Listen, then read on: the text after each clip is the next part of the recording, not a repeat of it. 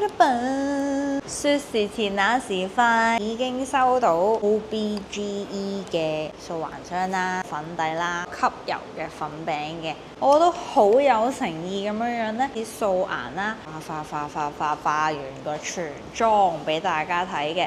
去片首先係素顏霜啦，擠出嚟嘅質地呢，大概係咁嘅，中間會有啲顏色啦，輕輕推開好快就吸收到噶啦，搽完出嚟咁樣非常自然。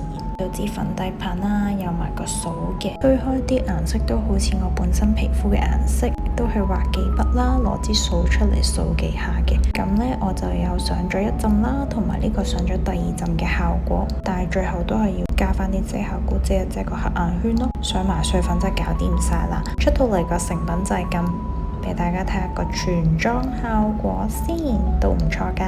我覺得最值得買都係嗰支粉底棒，真係方便。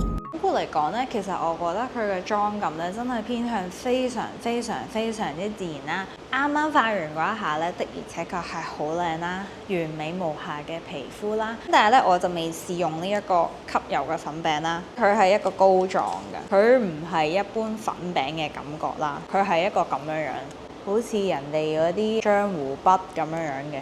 咁我而家係化咗妝 around 3個鐘，我忍一下啦嚇，可能睇唔出個分別，因為佢膏狀，其實我都唔知我有冇染到佢嘅，不過 what shit 印上去咯。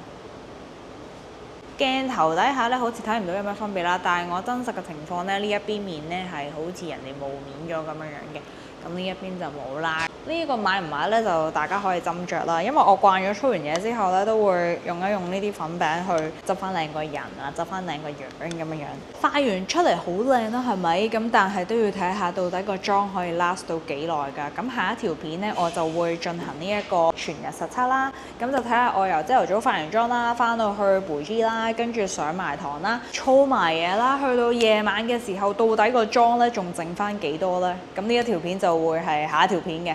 咁有興趣嘅朋友就密切留意啦，就咁。